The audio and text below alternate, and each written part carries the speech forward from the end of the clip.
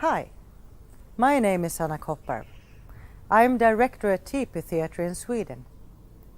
In the next minutes, I will together with two actors introduce you on how to conduct an interview on the decision-making process.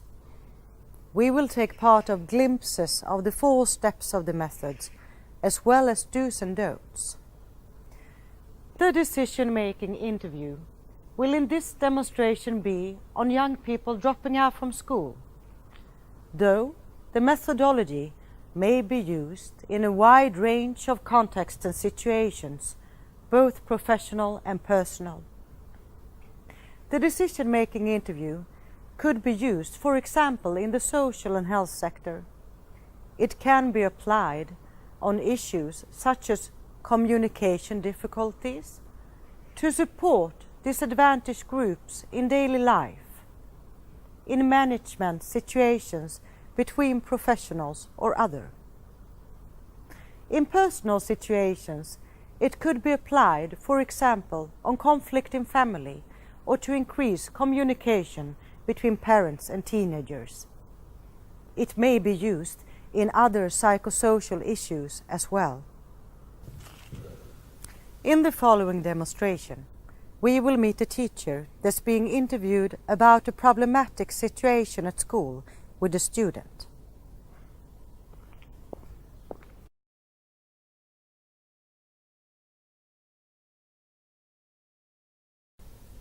In this first step, the interviewer will ask for a description of a situation that the narrator has been a part of. Remember to, as an interviewer, keep a neutral but friendly attitude. Listen and take notes. And stop the narrative based on appropriate criteria like "that's it" and "don't." Interrupt the narrator. Judge or evaluate what's being said.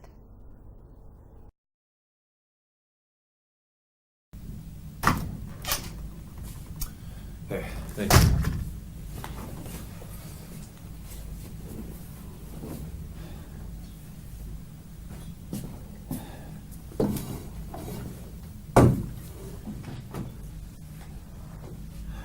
So, how have you been? I had a horrible morning, to be honest. I can tell that you're upset. Yeah, I am. Would you like to talk about it? Yeah, I guess so. I don't know, I had a really stressful morning and I didn't get much sleep. I'm not really sure why, but when I got to school there was a big argument and it was absolutely the least I needed, so... So, what happened? It's a student in my class. It's a boy. His name is Andrew, and it's been disputes over and over ever since he started my class the last semester. And I don't know. His parents got divorced recently. I'm not really sure if that's got anything to do with it, but I heard it was kind of turbulent. His father left for another family, and ever since then his grade has dropped, and now he can't get along with anybody, nor in class, nor the teachers.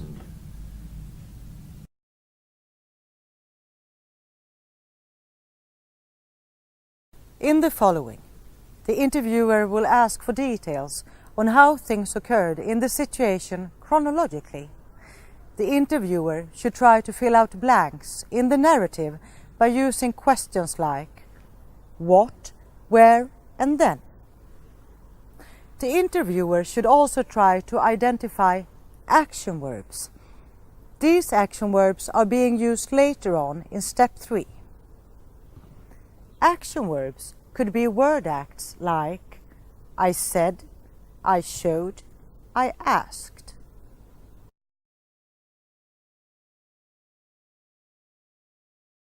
So you told me there was an argument in the classroom with the student Andrew. Yeah. Well, it's nothing new, really. It happens frequently, I guess. But this time it felt like I really lost the control of the situation. I think before I always felt that I could talk with him, that he would confide with me and telling me things like, yeah, it's a little bit rough at home and things like this. But now it was like I couldn't get through to him, and yeah, I guess I just lost it. So this has happened before, but today something was different and you felt that you couldn't get through to him. Yeah, I just didn't know what to do. I can see that you are upset about the situation, but just take a deep breath and tell me how it all started. Yeah. I don't know where to begin, but... Did it start in the classroom? Yeah, I was just about to start the class, and I was at the front desk, and Andrew was sitting in the back, as he always does. I hardly ever knows what's happening down there. But now I hear this loud discussion between him and another girl, and the girl starts to cry. So I went there to tell him to stop. I see he gets really annoyed with me, and he leaves the room, shutting the door in my face. I try to go after him, trying to talk with him, but yeah, there was just no use. So, let's talk some more about what happened. Where were you in the classroom when the argument began?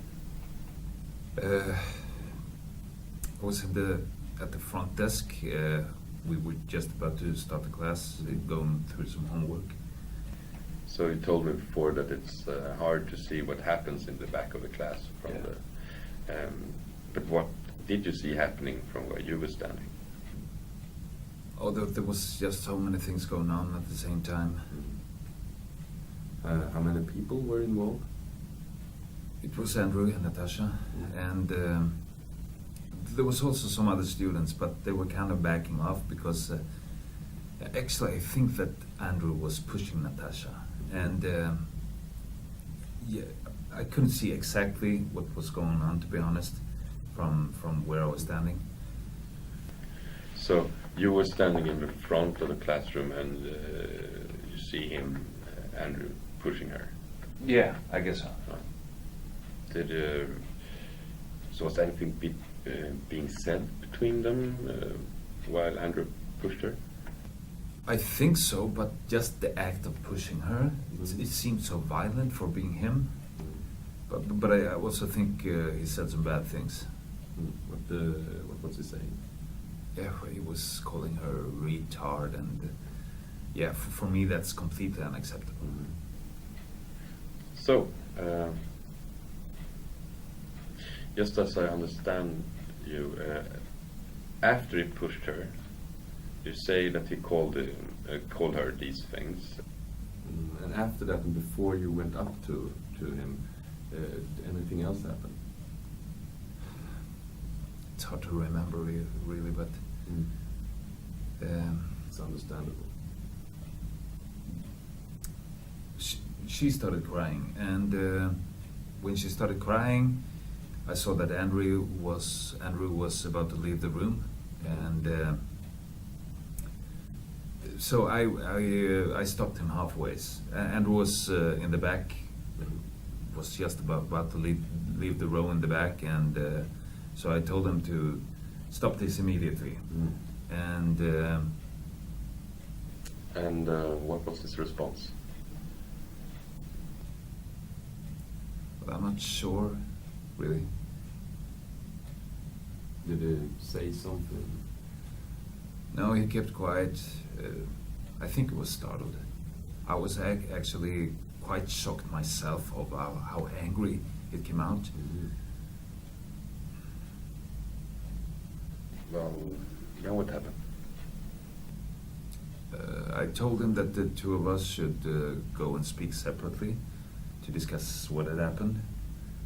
I also told the other class that they could continue to work on their own, and yeah, then he left, shutting the door in my face, and I went after him, and yeah, we went to another room. What kind of room was it? It's like a chat room in school. Okay. So did anything else happen between you leaving the classroom and entering the chat room? No. We both kept quiet.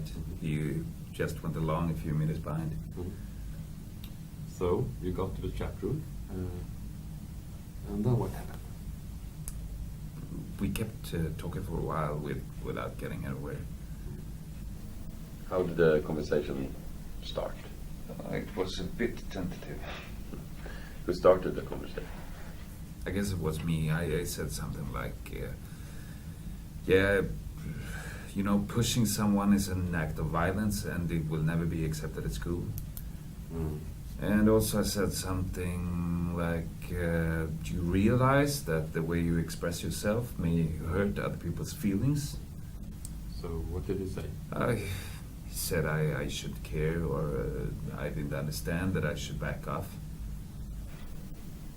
What was your response? I said, why do you do this? And they say, why do you bother? And I said, because I'm your teacher and during school time you're my responsibility. Did Andrew say anything?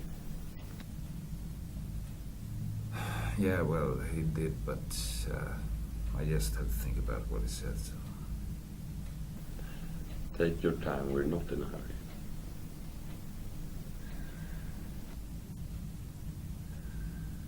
Yeah, he said something like, why do you care, you know? And I said, you know, I just want to talk. And then he looked really bothered by me, and he said, okay, then talk then if you want to talk, and I could care less. What did you see? Well, he got up from the chair, and I told him to sit down again so we could continue the discussion. And I also tried to calm the situation down, because saying something like, oh, you know, it's okay, I just want you to talk about what happened. But he was really at his wits. He was throwing the chair down onto the floor and screaming, you know, you don't know anything, any of you, and then he left the room. And yeah, I was just sitting put. I didn't know what to do from there.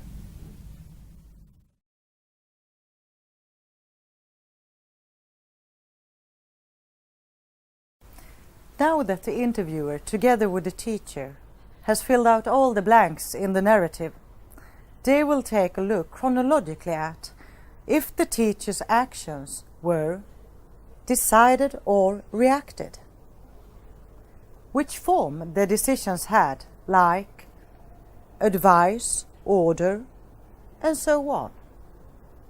Also, which effect the decisions had on all the elements in the situation. And finally, they will look at what strategy the teacher had while making all the decisions in the situation. Remember to keep in mind the importance of the good relationship with the interviewer, and to reduce the feeling of guilt which is common in this situation. So, now let's continue to talk about your actions during the sequence in and out of the classroom as you described to me. When you first came up to Andrew and told him to stop immediately, was that a decision or a reaction? What's the difference? The difference is that decisions have an aim to achieve something, while reactions are based on immediate instinct. Okay, yeah. Well, I would say it was probably a decision. Yeah, because the argument in the back was really disturbing the class. I could see that they were really bothered by it, and yeah, also Natasha was crying, so I had to do something. So when you say stop immediately, that you said was a decided action, how was that delivered? I'm not sure what you mean. Do you mean like I spoke it out loud, or? You could say that when you tell Andrew to stop immediately, you do something more than just speak the words. You could, for example, by saying that, either evaluate what he's doing or advise him how to change the way he acts, or order him to change his behavior at an instant. Okay, yeah. So, based on that, when you tell Andrew to stop, what are you doing more than just telling him the words? I think I tell him that his behavior is not okay, that it has to stop. When you tell him that his behavior must end, what are you doing? Yeah, I guess I blame him. Telling him to adjust and, yeah, that's probably what I do, but I don't know, ordering, it sounds so rough. It's all okay. I'm not here to judge you. Let's just discover what happened. But it was hard, the way I did it. But what you're feeling now is, what and experiencing now is all normal. It feels good to know. Let's just focus on what happened, okay? Okay. So, we're talking about when you tell Andrew to adjust, and when you tell him that, what are you doing? Yeah, well, I guess I discipline him. Or, yeah, it goes without saying. It's probably in order. So, what does it open up to in this situation? Well, he's quiet, or what do you mean? That's that he goes quiet, and what is that? He listens, or, yeah, maybe he rather obeys what I'm telling him to. Yeah. And what happens to you? Well, I'm not sure I am doing what I'm supposed to do as a teacher. I guess I solve situations. So, does the situation solve? No, I guess not. I mean, he goes quiet, maybe mumbling.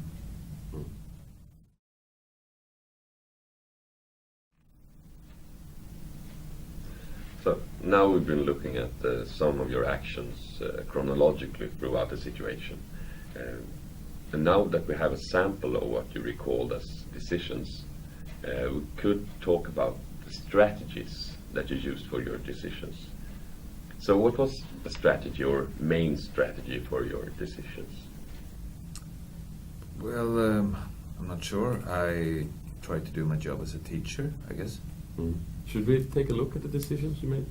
Yeah, sure. That would be good. It's really hard to remember. So. Looking at your first decision when you told Andrew to stop immediately, you said that that was to discipline him, or you said an order. In your second decision, you said that you should talk separately. So, looking at the decisions you made, what strategies did you use? Well, I guess I tried to be a responsible teacher, and but at the same time I didn't like his behavior. So I'm not really sure what you mean by strategy. Well, usually in every situation we use a strategy for our decisions, a common strategy. Let's take a look at this together. These are typical global strategies, calling for social position, beliefs, or logic, reasoning. Or the empty space here in the corner is for an alternative strategy. Okay, well, what do you mean? Well, I guess you could say that social position is when you call for the role as student and teacher and their relation to each other. And beliefs and values is when you evaluate the behavior as being negative or positive. And logic and reasoning is questioning according to knowledge. So which strategies we tend to use is based on our identity, which is formed by morals of our group belonging and also by our individual thinking. I did evaluate his behavior, and I asked him to change his behavior, of course. I also did this in my role as a teacher, but thinking about it now, what I probably mainly did was refer to my role as a teacher and him as a student. So.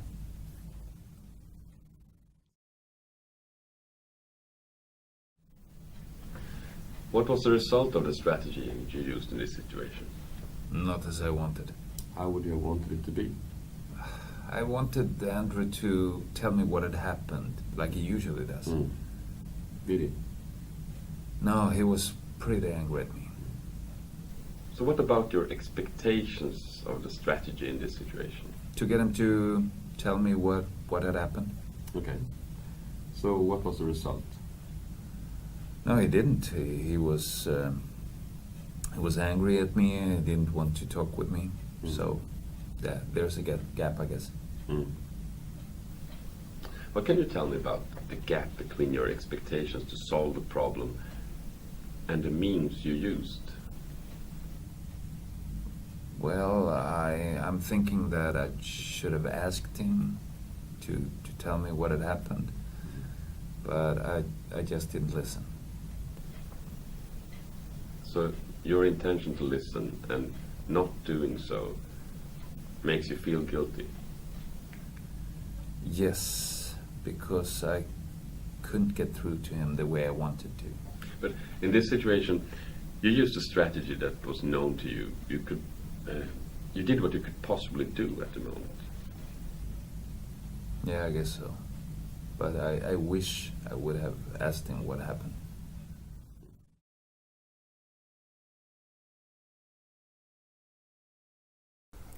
In this last step, the interviewer and teacher will focus on one decision in the situation.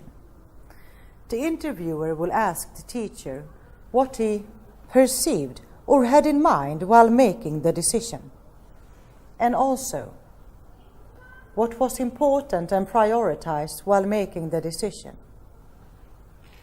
The teacher has chosen his first decision to take a closer look at. And don't continue to ask for importance before the narrator mentioned a few perceptions. In this situation, when making the decision to tell Andrew to stop immediately, what did you see? Do you mean like concretely in the room, or? Let me specify. What perceptions did you take into account when making your decision, like all circumstances in the room? What do you mean by perception? Well, perception could be what crossed your mind, what you see, hear, or smell. Okay, well, I wanted to get out of the room as soon as possible. And yeah, also I was thinking about the other students, that they wouldn't be able to concentrate. Did you see or have anything else in mind at the moment? Well, honestly, I didn't want to make a fool of myself. And also, of course, I was thinking about Natasha, that she had to put out with Andrew's attitude. Which were the most important elements that you took into account when making your decision? Well, I did want to leave the situation as soon as possible. And yeah, I felt really embarrassed bursting out in front of everybody. Anything else that stood out from what you had in mind at the moment? I wanted to get out. I felt really ashamed, and also I wanted to calm Natasha down, but I was also focused on Andrew and to talk with him. Yeah, well, I was thinking that this day I should have got off better, staying home in bed. Well, what was important to you? What was prioritized when making your decision to tell Andrew to stop immediately? I think it was leaving the situation. Yeah, to get out as soon as possible, I think.